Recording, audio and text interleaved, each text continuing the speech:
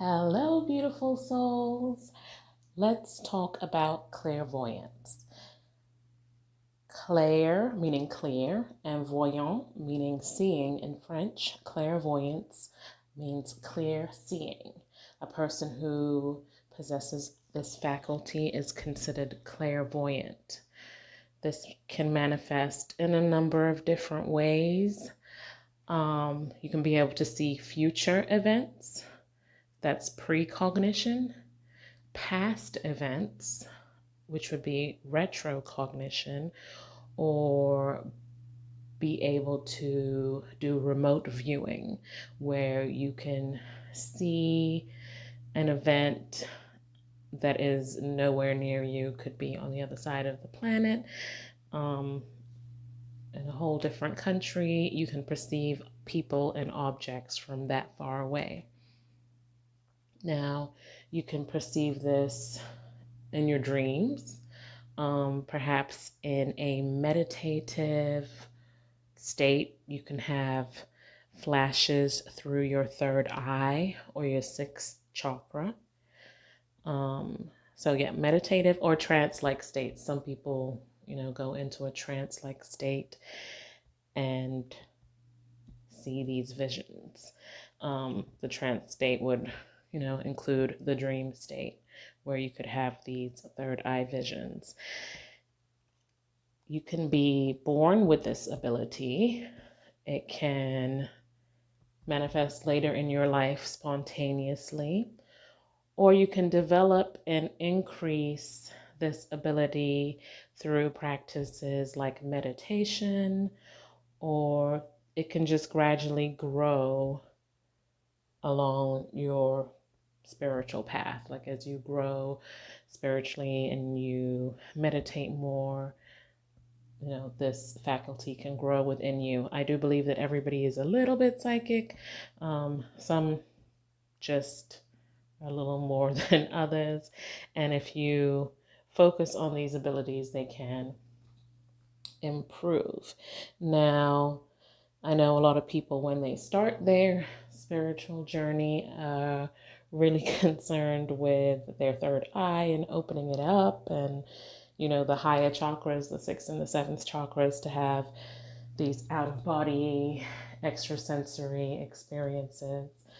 But if you were not born with this ability or haven't really experienced it, I don't recommend you going straight to trying to open your third eye. It's not safe. It's not a good idea.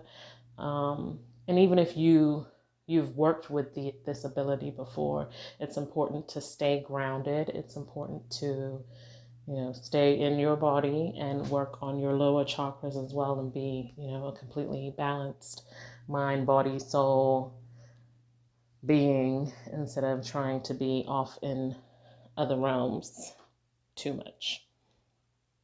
One thing that does happen when your third eye opens is it illuminates the inside of you. That's why it's important to know yourself, know thyself, do that inner work on your shadow, because it's all going to come to light and you may not like what you see. So just putting that out there. Work on yourself through whatever spiritual practices you have, your religious beliefs.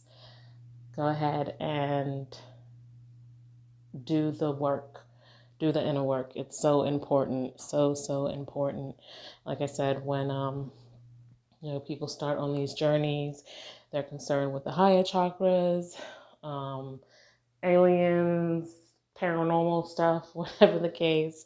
I saw this hilarious meme where this guy was sitting there at his computer all excited, like Googling all this stuff, and it said the start of your spiritual path. And then the next picture was him looking like, oh my God. And it said inner work, inner work, inner work, inner work. And that never stops. You just have to keep, like I said in my very first video, this is a winding staircase. You're going to keep learning. You're going to keep starting over, going deeper, and you have to go within before you can go without. Now, for me personally, I see things in my dreams. I've had some retrocognition in a meditative state, precognition also in meditative and dream states. But it's mostly dream states. For me to experience this in a waking state, I have to meditate a lot, a couple of times a day, just be in a calm, clean, outer and inward clean space to do that. So for me, it's mostly within my dreams. Share and comment below if you have any experiences you would like to share. I will be sharing some of my dreams in another series that I'm working on because, like I said, I mostly experience this in my dreams. However, I have had a few visions during meditation, and it helps to get this information out. Sometimes I just jot it down or I'll text it to my cousin.